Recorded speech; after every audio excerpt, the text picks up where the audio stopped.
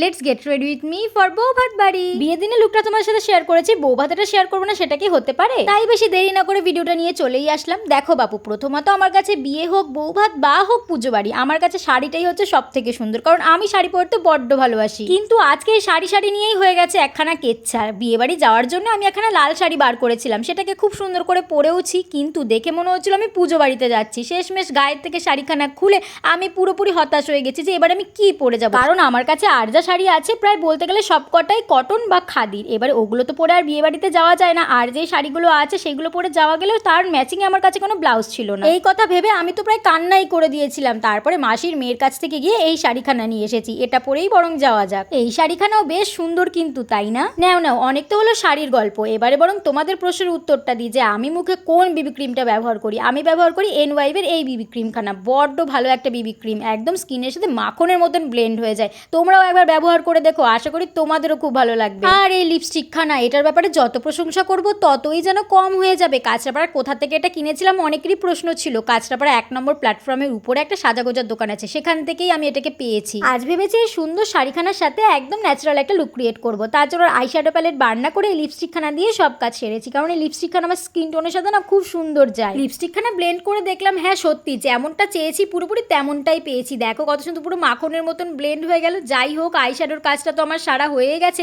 চলো এবারে বরং একটু পাউডার দিয়ে এটাকে সেট করা যাক, না তো পুরো ঘেটে হয়ে যাবে। যে পরিমাণে গরম পড়েছে, বাইরে যদিও বৃষ্টি হচ্ছে তার সত্ত্বেও ঘরে না অত্যাধিক গরম। বিয়ের দিন তো সেজেগুজে বাড়ি থেকে বেরিয়েছি, অমনি ঝমঝমিয়ে বৃষ্টিটা নেমেছে। যাই হোক, পাউডার লাগানোর পরে আমাকে পুরোপুরি ভূতের মতন লাগছে ঠিকই। চলো এইদিকে বরং পাউডারটা সেট হতে থাকুক, ততক্ষণ আমি বরং চোখের কাজটা শাড়ি পরবো, তার সাথে কাজল পরবো না এটা তো হতেই পারে না। কাজলটাও আমি এনওয়াইভেরই ইউজ করি, আগে তো কোলোসেলের ব্যবহার করতাম, তবে রিসেন্ট আমি এনওয়াইভটা ব্যবহার করা শুরু করেছি। খুব ভালো কাজলটা, কাজল পরে সুন্দর লাগলেও মাস্কারা তো লাগবে, কারণ এই ইঁদুরের মতন ছোট ছোট চোখ কাজল পরার পর যেন আরও ছোট হয়ে যায়। মাস্কারাটাও কিন্তু আমি সবসময়ের জন্য এই কোলোসেলেরটাই ব্যবহার করি, আমার খুব ফেভারিট একটা মাস্কারা। যাই হোক, দেখো এবারে বরং লাগছে চোখের মতন চোখ, এত কম পাপড়ি আমার চোখে কি আর বলবো। পাউডারখানা বরং ঝেড়ে নি, কারণ যে পরিমাণে ভূতের মতন লাগছে আমায় দেখতে, ওইদিকে তো আমায় বারে তাড়াই দিয়ে যাচ্ছে কতক্ষণ আমি বাড়ির থেকে বেরোবো। যতই দেরি হয়ে যাক লিপস্টিক পরার কথা ভোলা যাবে না, তাই ওই লিপস্টিকখানা নিয়েই বসেছি, কারণ এই শেডটা আমার স্কিন টোনের সাথে এত সুন্দর যায়। আমি তো এখন রিসেন্ট এই লিপস্টিকটা ছাড়া আর কোনো লিপস্টিক যেন পছন্দই করতে পারছি না, তাই যখনই যেখানে বেরোচ্ছি এটা দিয়েই বেরোচ্ছি।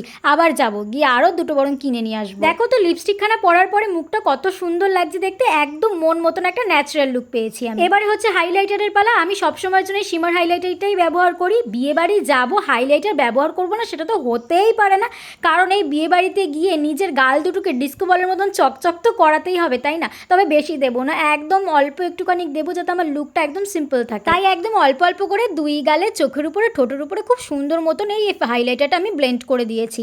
ব্যাস এবারেই হয়েছে। দেখো তো কত সুন্দর পুরো ডিস্কো বলের মতন লাগছে মুখখানা। শাড়ির সাথে টিপ না পরলে সাজটা যেন পুরোপুরি অসম্পূর্ণ থেকে যায়, টিপ পরার পরে না পুরোপুরি লুকটাই চেঞ্জ হয়ে যায়। দেখো তো মুখটা এবারে কতটা সুন্দর লাগছে দেখতে।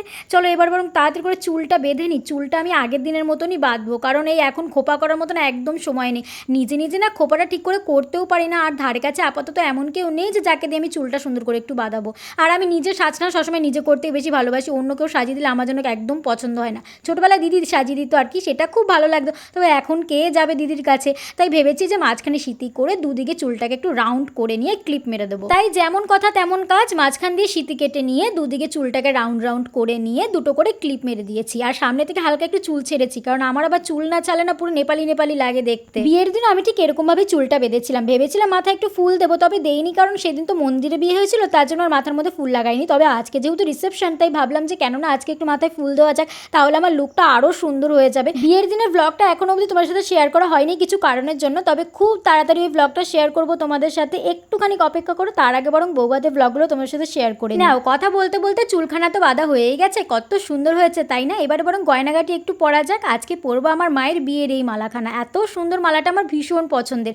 প্রথমে ভেবেছিলাম গলায় কিছু পরবো না, তবে পরে দেখলাম গলাটা পুরোপুরি ফাঁকা লাগছে, যার জন্য মায়ের এই বিয়ের মালাটা পরেছি। দেখো তো এবারে গলাটা পুরো ভরা লাগছে, কতটা সুন্দর লাগছে দেখতে।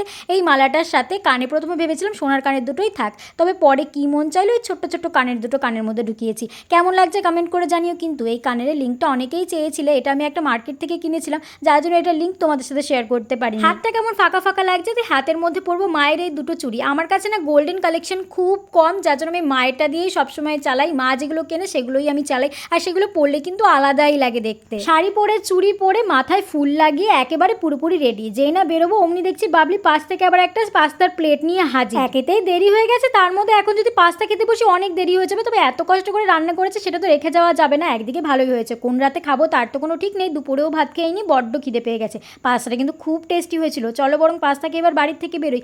আজকের এটাই হচ্ছে আমার একদম ফাইনাল লুক। কেমন হয়েছে অবশ্যই কমেন্ট করে জানিও। আমার কাছে কিন্তু ভীষণ পরিমাণে পছন্দ হয়েছে। চলো আজকে আমি এই অবধি রাখছি। ভিডিওটা কেমন লাগলো অবশ্যই কমেন্ট করে জানিও। ভালো লাগলে একটা লাইক করে পেজটা প্লিজ ফলো করে দিও। ইউটিউব দিয়ে দেখে থাকলে প্লিজ সাবস্ক্রাইব করে দিও। দেখা হবে নেক্সট ভিডিওতে, ততক্ষণের জন্য টাটা।